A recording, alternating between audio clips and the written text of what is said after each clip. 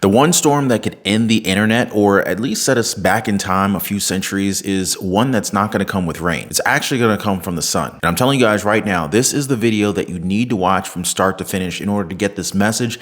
And I assure you guys, it is one that we need to hear right now, as the domino pieces are now starting to fall one by one in favor of what the WHO and the WEF want. Scientists, some, are sounding the alarm on a so-called solar superstorm that could, and this is important, underline the word could, eventually wipe out the internet for weeks or even months.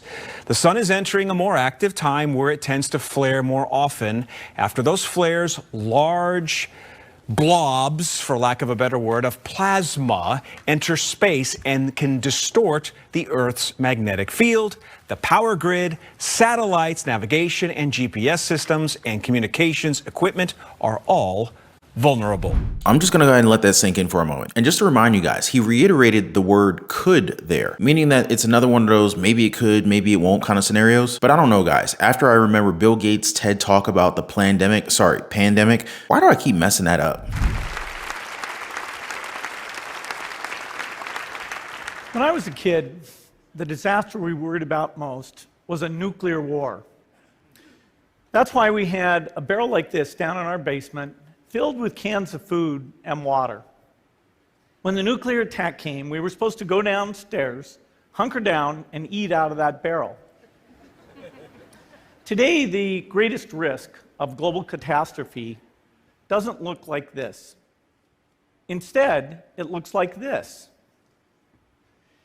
If anything kills over 10 million people in the next few decades, it's most likely to be a highly infectious virus rather than a war. Not missiles, but microbes. Now, part of the reason for this is that we have invested a huge amount in nuclear deterrence, but we've actually invested very little in a system to stop an epidemic. We're not ready for the next epidemic. But yeah, after he talked about it years before it happened, it made me a little more, how do I call it, apprehensive? Yeah, apprehensive about stuff like that. But what about you guys? Do you feel as if some things were premeditated to happen without us, the common folks, knowing about it? Comment a quick yes or no on that one, and please help out in spreading this video out to others that need the truth by smashing the crap out of the like button. Subscribe to the channel and turn on all notifications so that you don't miss out on any of these important updates that aim to show you guys exactly what's really going on out here. Appreciate that, guys. So getting back on topic here with the dominoes falling, it's not just a solar storm that they're warning us about. In fact, the World Health Organization, a group that's pretty much the child of the Bill and Melinda Gates Foundation, is warning us about a disease that's being spread out due to climate change. I'm not kidding, folks. This is the message that they're sending. Dengue fever is present in more and more regions around the globe, and the World Health Organization is sounding the alarm. We need to really prepare countries for how they will deal with the additional pressure that will come in the future in many, many big cities.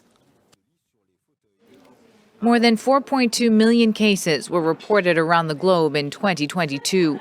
Around 20,000 infected patients died from the disease. Bangladesh alone has recorded 1,000 deaths from dengue fever this year, the worst outbreak to date. Health professionals must coordinate sectors to treat the sick.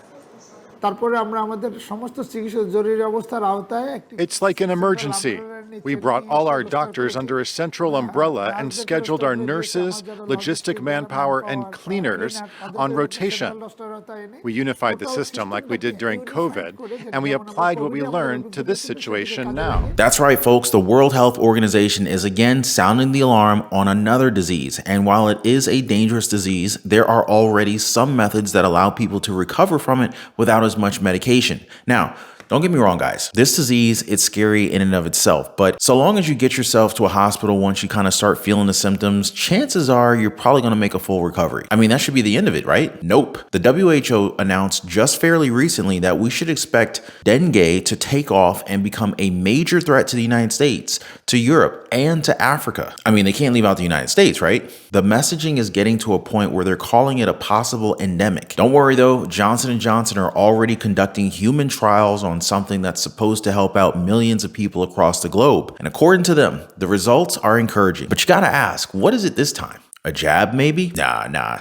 That method's not as popular as it used to be, you know? So for this disease, they're focusing on providing us with pills. I mean, does that put your mind at ease? But while these pills are still under trials, unless of course they fast track the heck out of it, but yeah, since they're still under trial, it would be best for us to just assume what other policies that they may put in place to hopefully avoid the virus from spreading. One thing that comes to mind is, of course, lockdowns. And since a lot of us were absolutely not happy with that at all, like I know a lot of people who were legit pissed off when they were told about it. So putting that into practice now would probably be a lot more of a challenge. You know what I mean? Well, there is an alternative to that solution. The 15-minute cities that the WEF loves so much. It's perfect, right? However, more and more people are waking up to it, and it's forcing them to try and create a narrative that's much more tame compared to our conspiracy theories. It is about control.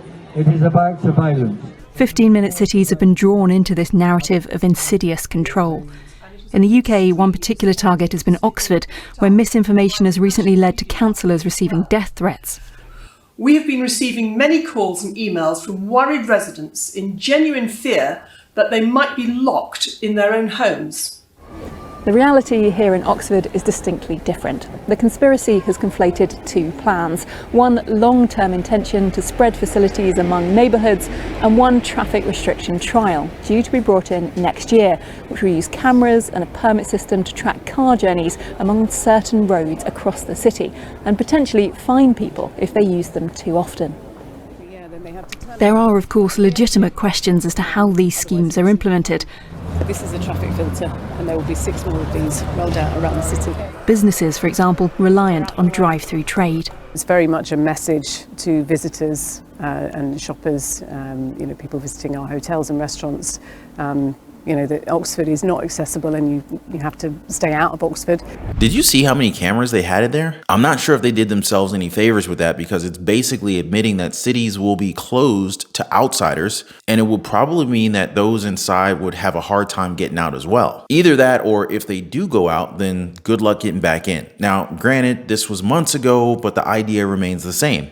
If they wanted to control the people, they would put them in isolation, much like what happened a few years ago. Now, it also spawned one of the worst pieces of literature I've seen, and that's the WHO, the CA+, or the pandemic treaty, which would basically hand over a lot of control to the World Health Organization in the case of a global emergency. Global emergency being in quotes here, all right? A little bit vague on that one. And I guess that's why I'm a little bit worried, because the more chaos that there is with these viruses, all these different diseases, all these possible calamities, calling them a threat to humanity, and basically using the C19 virus as kind of an example as to how bad things can get, then what's stopping them from pushing on an agenda that gives them an insane amount of control over the entire world's governments, including their people, which means that they basically have a say as to what you and everybody else in the world does. But again, I want to hear from you guys. Is this just too far-fetched? Is this something that we need to raise with our local governments and our government officials? Or is everything just lining up the way they want it to? Make sure you guys let me know what you think in the comment section down below. And before I go, I want to thank you guys for hanging out.